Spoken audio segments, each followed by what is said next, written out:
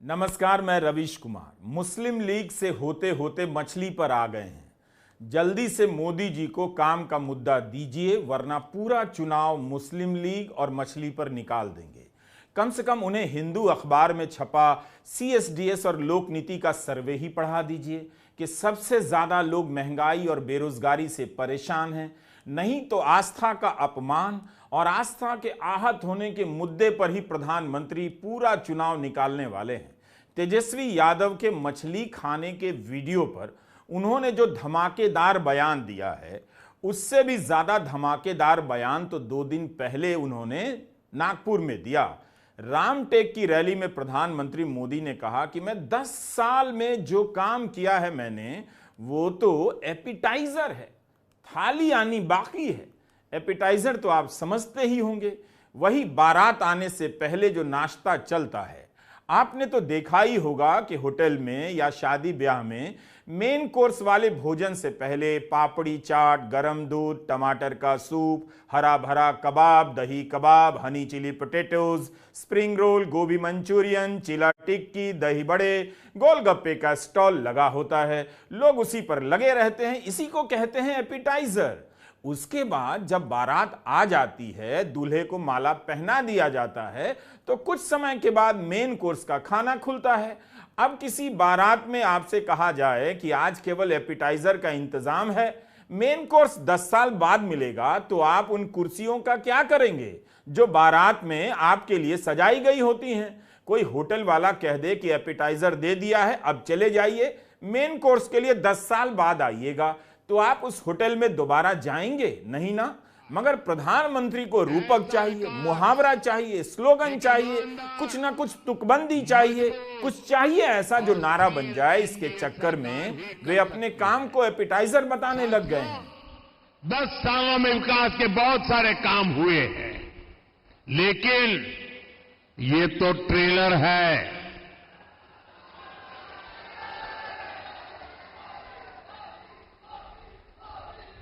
आजकल बड़ी बड़ी होटल में कोई खाना खाने जाता है ना, तो शुरू में थाली आने से पहले एपेटाइजर आता है। बड़ी चटाकेदार वानगियां आती हैं। कभी कभी लगता है यार इसी से तो पेट भर गया, लेकिन आपको मालूम है वो एपेटाइजर होता है, थाली आनी बाकी है। ये 10 साल में मैंने जो काम किया है ना, वो तो एपेटाइजर है, अभी तो थाली आनी बाकी है। आने वाले 5 साल में हमें देश को, महाराष्ट्र को बहुत आगे ले जाना है, और इसके लिए मेरे साथियों, मैं आपको गारंटी देता हूं, आपका सपना ये मोदी का संकल्प है। अब इसी बात पर लालू यादव ने ट्वीट कर कह दिया कि एपेटाइजर लाते लाते 10 साल लगा दिए, मेन कोर्स लाते लाते तो 100 साल लगा देंगे। बंदा इंतजार करते करते मर जाएगा। आगे लालू यादव लिखते हैं कि जब इनके एपेटाइजर में ही गरीबी, महंगाई और बेरोजगारी रिकॉर्ड तोड़ स्तर पर है, तो थाली में क्या होगी? आपके हाथ में थाली नहीं बल्कि कटोरा होगा। इसलिए वोट की चोट दीजिए और नौकरी देने वाली सरकार चुनिए। प्रधानमंत्री मोदी को अपने 10 साल के काम के लिए लगता है शब्द नहीं मिल रहे हैं। कभी एपिटाइजर बता रहे हैं, कभी ट्रेलर बताने लग जाते हैं। 10 साल में उनकी राजनीति को खुश करने के लिए कितनी ही प्रोपेगेंडा फिल्में आकर पिट गईं, पता भी नहीं चला। लेकिन यहां मेन कैरेक्टर अभी ट्रेलर पर ही अटके हुए हैं। प्रधानमंत्री कहते हैं अभी फिल्म बाकी है, फिल्म कैसी होगी, उसमें क्या होगा, इसकी बात भी नहीं करते, बस ट्रेलर की बात कर रहे हैं। पता चला अगले 10 साल में जब काम के हिसाब का वक्त आएगा, तो अक्षय कुमार को आगे कर देंगे, बाकी फिल्में भी तुम ही बता दो और बना दो। अब हम आते हैं उन्होंने उधमपुर में जो बयान दिया है उस पर। उस बयान से साफ हो जाता है कि प्रधानमंत्री मोदी के भाषण में जोश तभी तभी आएगा जब जब बात आस्था के आहत होने पर आएगी, जब जब बात मुस्लिम लीग और मुगलों के बहाने मुसलमानों पर आएगी। वे क्या बोल रहे हैं पता नहीं। सावन के महीने में किसने किसके घर मटन बनाया, इसका 2024 के चुनाव से क्या लेना देना है? क्या प्रधानमंत्री सारा चुनाव इसी टाइप के मुद्दों पर काट देंगे? इतने जोश वे लोक नीति CSDS का जो सर्वे बता रहा है कि 10,000 लोगों से मुद्दों के बारे में जब पूछा गया, उनमें से 60% से अधिक लोगों ने कहा नौकरी पाना मुश्किल हो गया है। तो इस पर वो क्यों नहीं भावुक हो जाते हैं? बेरोजगारी इतनी भयानक है कि गांव और शहर का भेद मिट गया है। औरतों के लिए काम मिलना मुश्किल है। दूसरा, महंगाई इतनी बढ़ गई है कि लोगों के लिए घर चलाना मुश्किल हो रहा है। सर्वे में निकलकर आया है कि 71% लोगों ने कहा है कि 5 साल में महंगाई काफी बढ़ गई है। गांव में लोगों की हालत तो और भी खराब हो गई है। आप देखिए, आपकी थाली महंगी हो गई। प्रधानमंत्री मोदी इसकी बात नहीं कर रहे हैं। क्रिसिल का रिसर्च, 1 हफ्ता पहले यह रिसर्च आया है, अखबारों में छपा है। पिछले साल के मुकाबले शाकाहारी थाली 7% महंगी हो गई और मांसाहारी थाली 7% सस्ती हो गई। प्याज 40% महंगा हो गया, टमाटर 36% और आलू अपना 22% महंगा हो गया। इसके अलावा चावल 14% और दाल 22% महंगी हो गई। इससे किसी की आस्था आहत नहीं हुई, कंगाली आती जा रही है। इससे आस्था आहत नहीं हो रही। कई साल तक आप पेट्रोल 90 रुपए से अधिक और कई बार 100 रुपए से अधिक भराते रहे, महंगाई की मार झेलते रहे, बचत घटती गई, उसके बारे में बात नहीं करते हैं। मगर प्रधानमंत्री खाने पीने का कुछ और ही मुद्दा खड़ा कर देते हैं। जिस दिन हिंदू अखबार में यह सर्वे छपा, उसके अगले दिन इस देश में बहस क्या हो रही है, कब आपने मीट खाया, कब आपने मछली खाई। देश की जवानी बेरोजगारी की चपेट में है। जिसे काम मिल रहा है, काम के घंटे ही ज्यादा मिल रहे हैं, सैलरी का पता नहीं चल रहा। काम पर जाने वाले किसी की जिंदगी में झांक कर देखिए, उसका कचूमर निकला हुआ है। लेकिन यहां मोदी जी मुगल, मुसलमान, मुस्लिम लीग और भोजन के पीछे लग गए हैं। अगर जनता को इन्हीं सब मुद्दों पर देश के भाग्य का फैसला करना है तो यह उसका दुर्भाग्य होगा। प्रधानमंत्री के भाषण में चालाकी भी देखिए। उन्हें पता है कि ऐसी बातों को लेकर आलोचना होगी, उनके समर्थक भी पसंद नहीं करेंगे कि इसका चुनाव से क्या लेना देना है। इसलिए वे अपने भाषण में ही शर्तें भी लागू कर देते हैं और बता देते हैं कि लोगों की क्या प्रतिक्रिया होगी।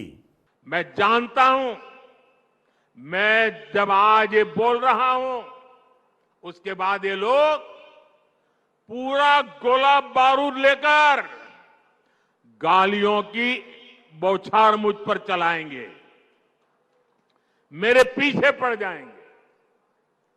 लेकिन जब बात बर्दाश्त से बाहर हो जाती है तो लोकतंत्र में मेरा दायित्व बनता है, मैं देश को सही चीजों का सही पहलू बताऊं और वो मेरा कर्तव्य पूरा कर रहा हूं।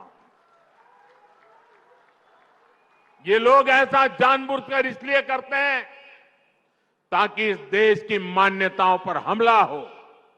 ये इसलिए होता है ताकि एक बड़ा वर्ग इनके वीडियो कर देखकर चिढ़ता रहे, असहज होता रहे। समस्या इस अंदाज से है, तुष्टीकरण से आगे बढ़कर ये इनकी मुगलिया सोच है। लेकिन ये लोग नहीं जानते, जनता जब जवाब देती है तो बड़े बड़े शाही खानदार के युवराजों को बेदखल होना पड़ता है। राजे रजवाड़े के परिवारों के बच्चे बीजेपी में भी टिकट लेकर चुनाव लड़ रहे हैं। मगर राहुल गांधी के लिए प्रधानमंत्री कभी युवराज तो कभी शाही खानदान का इस्तेमाल करते हैं। ऐसा ही रहा तो एक दिन वे ज्योतिरादित्य सिंधिया को गरीब खानदान का साबित कर देंगे।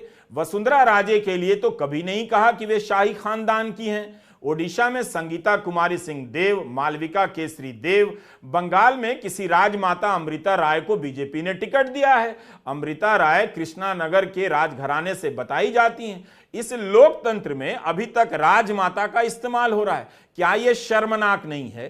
क्या इससे लोकतांत्रिक प्रधानमंत्री की लोकतांत्रिक भावनाएं आहत नहीं होती हैं? जो शाही खानदान के हैं उन्हें लेकर ऐसी बात नहीं करेंगे। इसकी बात नहीं करेंगे कि अपने कार्यकर्ताओं को छोड़कर बीजेपी, प्रधानमंत्री नरेंद्र मोदी शाही खानदान वालों को टिकट क्यों देते हैं। लेकिन तेजस्वी और राहुल को युवराज बताने से नहीं चूकते। युवराज की व्यवस्था केवल मुगलों के यहां तो नहीं थी। क्या युवराज केवल मुगलों के होते थे? इतना तो दिमाग लगाकर सोचिए। कुछ तो बचा होगा अभी तक। किसी भी जाति या धर्म का राजा हो, उसका ही बेटा राजा बनता था, युवराज ही युवराज कहलाता था। बीजेपी में कांग्रेस के कई युवराज जाकर सांसद बन गए, ईडी से बचते बचते वहां बच गए। कांग्रेस हो या बीजेपी, ऐसे लोग आज भी अपने सामाजिक जीवन में विचित्र विचित्र प्रकार के राजसी कपड़े पहनकर राजा बने फिरते हैं। फैंसी ड्रेस पार्टी समझ रखा है इन्होंने लोकतंत्र को। इस पर बहस होनी चाहिए और इन प्रथाओं पर रोक लगनी चाहिए, तो इसे एक धर्म से जोड़कर सांप्रदायिक बनाया जा रहा है। प्रधानमंत्री नरेंद्र मोदी क्यों नहीं कहते हैं कि बीजेपी का कोई भी कार्यकर्ता ज्योतिरादित्य सिंधिया को महाराज नहीं लिखेगा। यह तस्वीर मैंने 26 जनवरी को ट्वीट किया था। मुरैना में ज्योतिरादित्य सिंधिया के नगर आगमन पर पोस्टर लगा। इस पोस्टर पर क्या लिखा है? श्रीमंत महाराज साहब के नगर आगमन पर स्वागत वंदन अभिनंदन। बीजेपी के ही पूर्व विधायक के नाम से यह पोस्टर लगा है। क्या प्रधानमंत्री ने ग्वालियर के हर बीजेपी के कार्यकर्ताओं से कहा कि कोई सिंधिया को श्रीमंत नहीं कहेगा, कोई सिंधिया को महाराज नहीं कहेगा? कहां के महाराज और कहां से श्रीमंत? क्या ये लोकतांत्रिक उपाधियां हैं? क्या सिंधिया को बीजेपी के नेता भी महाराज और युवराज समझते हैं? प्रधानमंत्री गुलामी की मानसिकता से आजादी की बात करते हैं, तो इन सब पर भी बात करें। सबसे पहले तो उन्हें अपने दल के नेताओं को आदेश देना चाहिए कि यह लोकतंत्र है। किसी नेता के लिए राजतंत्र या सामंतवाद के समय के टाइटल का इस्तेमाल नहीं होगा। प्रधानमंत्री मोदी ने मीट मछली खाने को ही मुगलिया सोच से जोड़ दिया। क्या मुगलों के आने के पहले इस देश में लोग मांस मछली नहीं खाते थे? जब राहुल गांधी और तेजस्वी बेरोजगारी का सवाल उठाते हैं, तब देश की भावनाएं आहत नहीं होती, तब प्रधानमंत्री आहत नहीं होते, तब क्यों नहीं जवाब देते हैं? महंगाई और बेरोजगारी पर क्यों नहीं बोलते हैं? कांग्रेस और इंडी गठबंधन के लोगों को देश के ज्यादातर लोगों की भावनाओं की कोई परवाह नहीं है। इन्हें लोगों की भावनाओं से खिलवाड़ करने में मजा आता है। ये लोग सावन में एक सजायाफ्ता, जो सजा कोर्ट ने जिसको सजा की है, जो जमानत पर है, ऐसे एक मुजरिम के घर जाके सावन के महीने में मटन बनाने का मौज ले रहे हैं।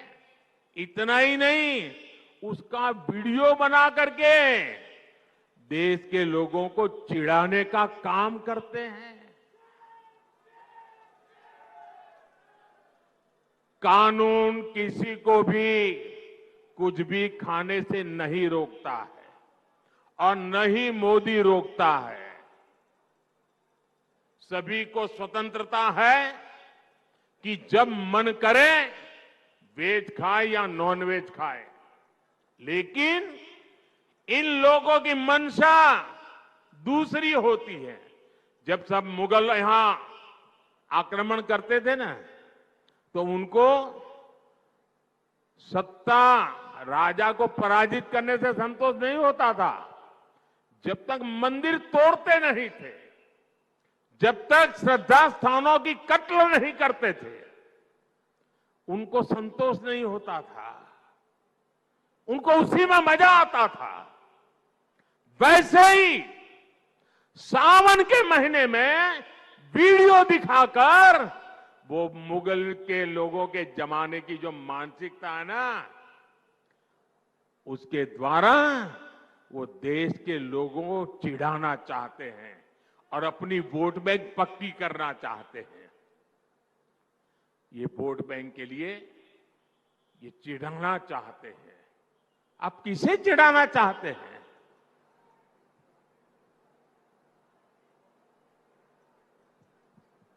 नवरात्र के दिनों में अपना नॉनवेज खाना, आप किस मंशा से वीडियो दिखा दिखा करके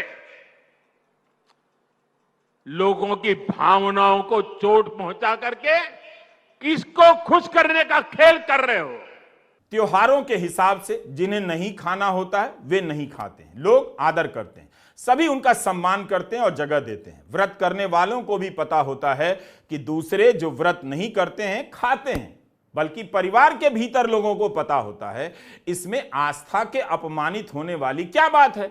किसी को नौकरी नहीं मिल रही है, किसी की सैलरी नहीं बढ़ रही है, तब उसकी आस्था आहत नहीं होती क्या? ऐसे लोगों को इन्हीं सब बातों से भाषणों में जोश आता है।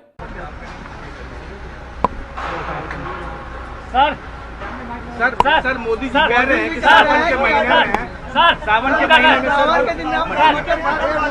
को लेकर कहा है कि वोट बैंक के लिए ये लोग वोट खाते हैं सावन में और उसके बाद प्रचार करते हैं कि अपीसमेंट पॉलिटिक्स करें, मुस्लिम का वोट मिला। हम क्या क्या बोल रहे हैं कब से, नौकरी के बारे में, रोजगार के बारे में, महंगाई के बारे में, उसका तो हिसाब नहीं दे रहे। कौन सी बातें करें, प्रधानमंत्री जी कुछ भी बोले, लेकिन जनता तो यही सुनना चाहती है ना बिहार के लोगों के लिए क्या किया। हम भाई हिसाब मांग रहे हैं कि आपने 10 साल में बिहार के लिए क्या किया है, 10 साल का हिसाब दें प्रधानमंत्री, और कुछ नहीं। इधर उधर की बात ना करें, मुद्दे की बात करें प्रधानमंत्री। और मुद्दे की बात में कुछ बोल रहे हैं क्या? क्यों चुप्पी साधी रखी है?